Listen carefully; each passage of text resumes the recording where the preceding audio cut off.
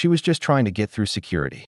That's all Sarah wanted that Tuesday morning at Denver International Airport, to pass through the metal detector, grab her carry-on, and disappear into the crowd like everyone else. But the world doesn't let you disappear when you're carrying the weight of a war on your skin. The tattoo on her forearm was exposed, blacking stark against pale skin, and the moment those college kids spotted it, their laughter cut through the noise of the terminal like a knife. "Look at that," one of them sneered, loud enough for everyone to hear. Another wannabe trying to look tough with some fake military tat. His friends erupted in laughter, their phones already out, probably ready to make her the joke of their group chat. Sarah's jaw tightened, but she said nothing. She never did.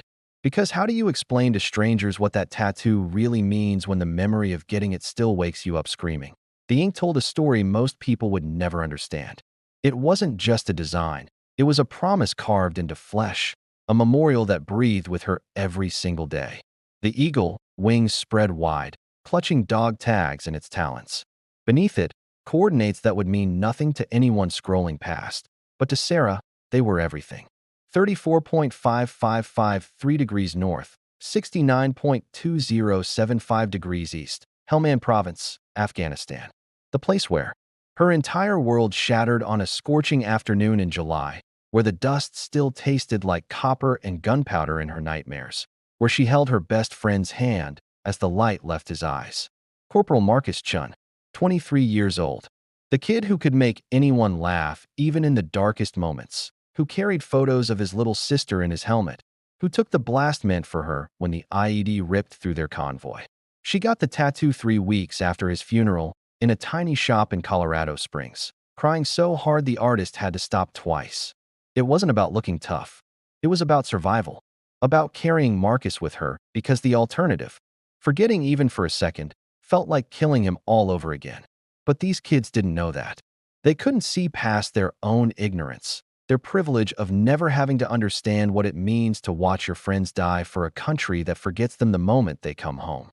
Sarah grabbed her bag from the conveyor belt, her hands trembling just slightly, that old familiar anger mixing with something deeper, something that tasted like shame even though she had nothing to be ashamed of.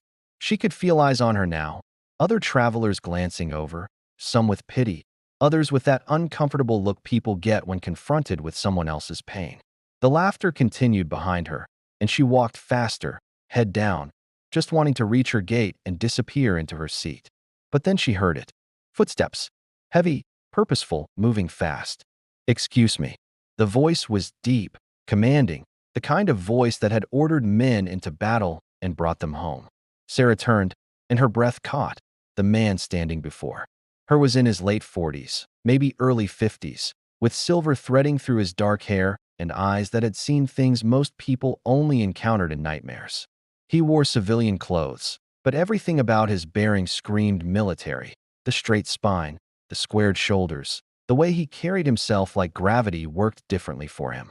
And on his left hand, worn and faded, was a trident tattoo. The SEAL trident. The Budweiser. Every sailor and Marine knew what that meant. This wasn't just any veteran. This was a Navy SEAL.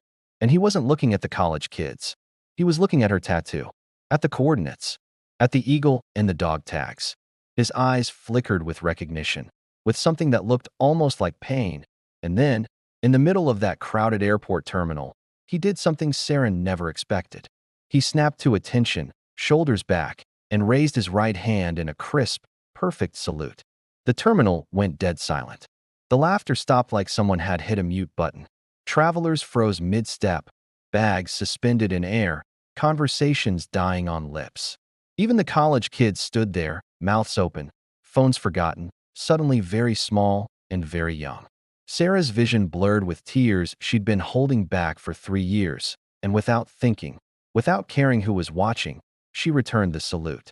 Her hand shook, but she held it steady, because Marcus deserved steady. The SEAL commander held his salute for a long moment, and in his eyes, she saw everything he didn't need to say. He knew. He knew what Helmand Province meant, what those coordinates represented. He'd probably lost friends there too. Probably had his own tattoos, his own coordinates, his own ghosts that followed him through airport terminals and grocery stores and quiet nights when sleep wouldn't come. When he finally dropped his hand, He took one step forward and spoke, his voice low enough that only she could hear. Hellman 09? She nodded, not trusting her voice. I lost 3 good men at those coordinates, he said quietly. Corporal, Chen was one of yours. Her throat closed up, and all she could do was nod again. The commander's jaw worked for a moment, and then he placed his hand over his heart. Then he's one of mine too. Semper Fi, Marine. He didn't wait for a response. He simply nodded once more, turned on his heel, and walked away, disappearing into the crowd like a ghost, like he'd materialized solely to remind her that some people still understood, still remembered, still carried the weight. Sarah stood there, tears streaming freely now, not caring who saw, not caring about anything except the fact that for the first time in 3 years, she didn't feel so alone. Behind her, she heard shuffling, and when she turned, the college kid, who'd laughed, was standing there, face red, eyes on the floor. I'm sorry, he stammered. I didn't know. Sarah looked at him for a long moment. This boy who'd never had to know, who'd probably never have to. Now you do, she said softly, not with anger, but with something gentler, something that maybe Marcus would have wanted. Now you do. She picked up her bag and walked toward her gate, and as she did, something strange happened. One by one, people in the terminal began to clap. It started slow, just a few scattered hands, and then it grew, swelling into a wave of applause that followed her through the corridor. Some people saluted. An old man with a Vietnam veteran cap held his fist over his heart. A young mother pointed her out to her child, whispering something Sarah couldn't hear but could imagine. And for the first time since that terrible day in Helmand Province, since the dust and the blood and the goodbye she never got to say, Sarah felt something shift in her chest. The weight was still there, it would always be there. But maybe, just maybe, it was okay to carry it. Maybe that's what the living owed the dead. Not to forget, not to hide, but to remember, out loud, in ink and in action, in airports and in everyday moments, until the day they could meet again and say, I carried you home. She never saw the SEAL commander again, but she didn't need to. His salute had said everything. Some bonds transcend words, transcend time, transcend even death itself. And in that crowded terminal, surrounded by strangers who suddenly understood, Sarah finally let herself believe what Marcus had tried to tell her in those final moments.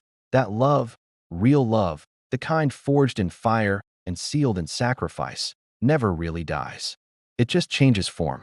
It becomes ink on skin, a salute in an airport, a memory that refuses to fade. And maybe, in the end, that's enough.